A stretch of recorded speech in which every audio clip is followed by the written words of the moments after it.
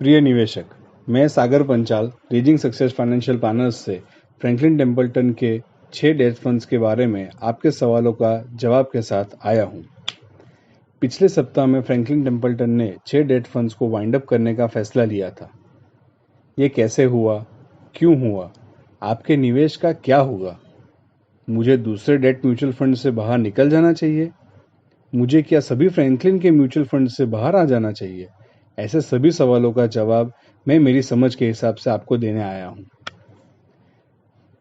इस घटना को समझने के लिए पहले बॉन्ड मार्केट कैसे काम करता है यह समझने का प्रयास करते हैं। निवेशक म्यूचुअल फंड्स के स्कीम के अंदर रुपए निवेश करता है। फंड मैनेजर इन रुपयों में से कंपनीज के बॉन्ड में निवेश करते हैं। हमें कहा गया है कि कोरोना और लॉकडाउन की वजह से बॉन्ड मार्केट में डिमांड काफ़ी कम हुई है। इनका कारण क्या है? बॉन्ड मार्केट में डिमांड कब आती है? जब तेजी होती है, जब सबको एक्सपांशन की करने की ज़रूरत होती है, तब लोग लोन लेने आते हैं। जब लोन लेने आते हैं तो लोन की बॉन्ड की डिमांड बढ़ती है, और जब किसी को आज के टाइम में लॉकडाउन की वजह से किसी को लोन की ज़रूरत नहीं है, लोन की डिमांड कम हुई है, इसकी वजह से बॉन्ड मार्केट की लिक्विडिटी बहुत कम हुई है।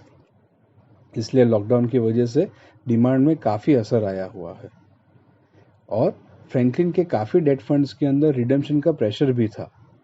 निवेशकों को रुपया लौटाने के लिए फ्रैंकलिन को ये बॉन्ड्स काफ़ी कम दाम पर बेच देने पड़ते, और ये करने से फंड के बाकी निवेशकों को काफ़ी नुकसान उठाना पड़ता था। आगे भी ऐसी सिचुएशंस हुई थी, तब लॉकडाउन नहीं था, इसके कारण से सब संभल जाया करता था। लॉकडाउन कब खुलेगा, डिमांड कब नॉर्मल होगी, इन सब बातों पर अभी भी सवाल या निशान है।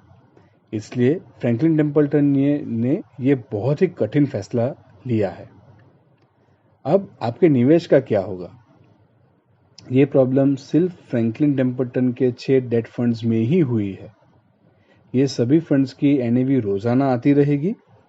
बॉन्ड्स के इंटरेस्ट, मैच्योरिटी और सभी समय पर आते रहेंगे।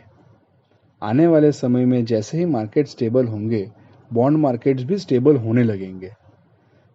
तभी सही दाम आने पर फ्रैंकलिन टेम्पल्टन के फंड मैनेजर्स ये बॉन्ड्स को बेचकर भी आपके निवेश को आपको लौटाने का प्रयास करेंगे।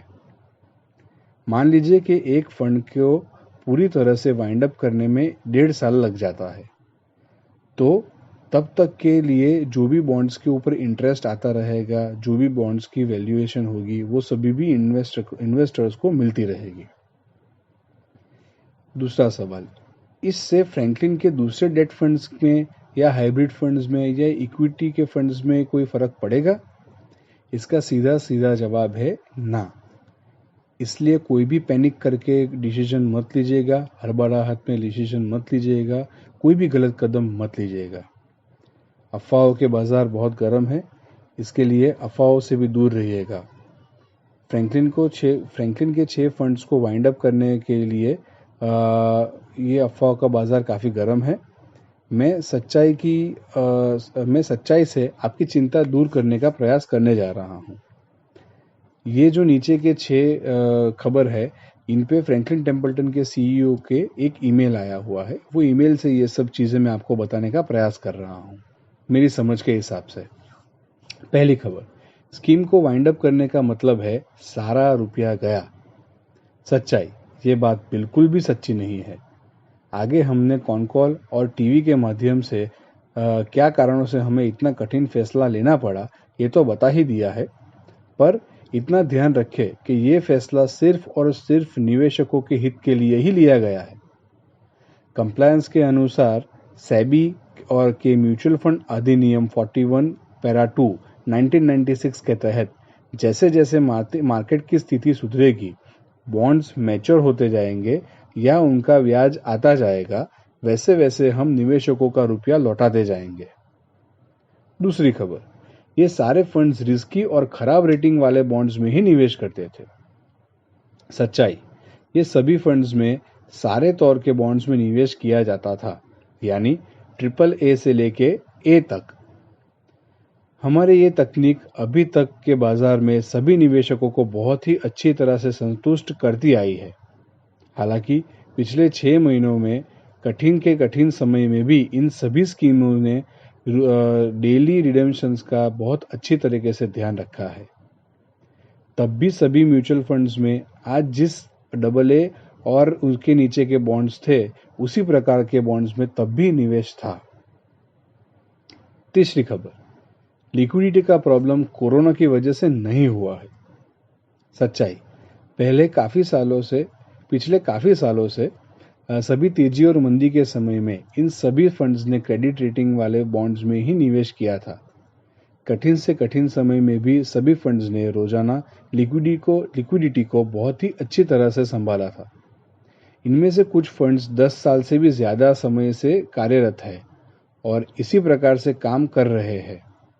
जिस प्रकार के बॉन्ड्स में निवेश किया गया था, इन पर कोरोना और उसके लॉकडाउन से बहुत ही गहरा असर हुआ है। जिस प्रकार से लॉकडाउन है और ये लॉकडाउन कब खुलेगा, उस पर अभी भी सवालिया निशान है। इसलिए बॉन्ड मार्केट में इस तरह के बॉन्ड्स में डिमांड काफी कम हुई है, काफी घटी हुई है, वॉल्यूम्स काफी घटी हुई है। इसलिए हम सीधे सीधे कह सकते हैं कि ऐसे दौर की वजह से ही हमें ये फैसला लेना पड़ा है। चौथी बात, ये फंड्स काफी लंबे समय तक निवेशकों के रुपये नहीं लौटा सकेंगे। सच्चाई, ये सभी फंड्स में बॉन्ड की मैच्योरिटी अलग अलग है।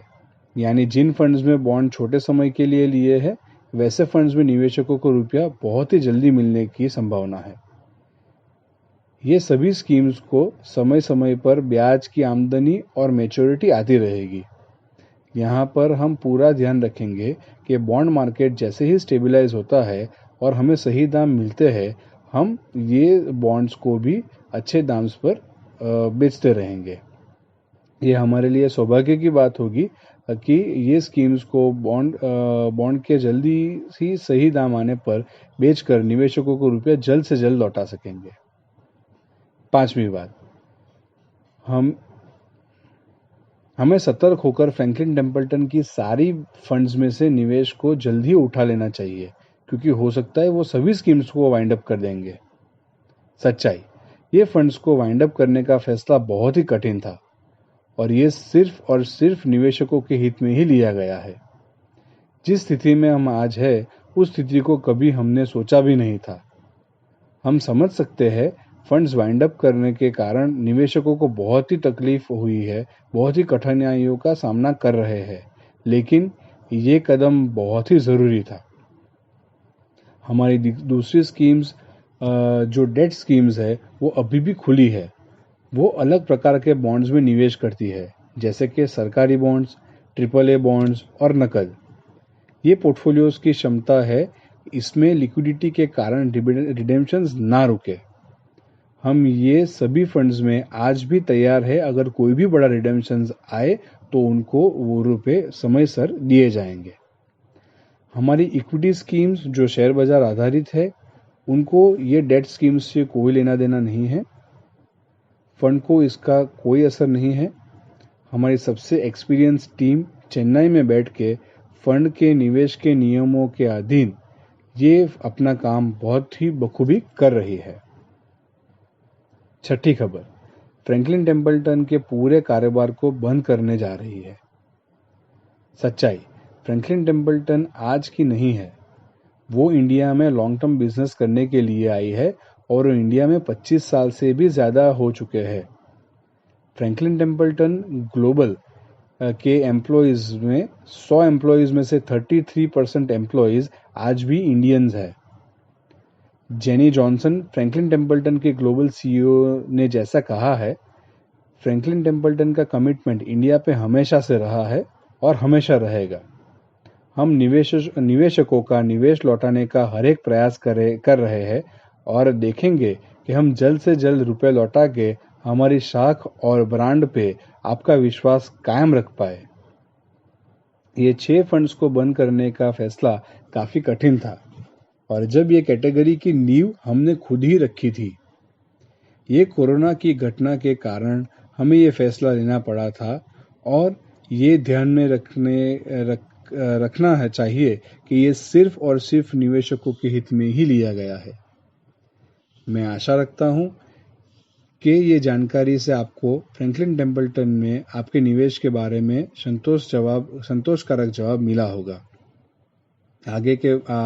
आगे इन फंड्स के बारे में कोई भी बात आपको बताने लायक होगी तो मैं आपके समक्ष आके बताता रहूँगा।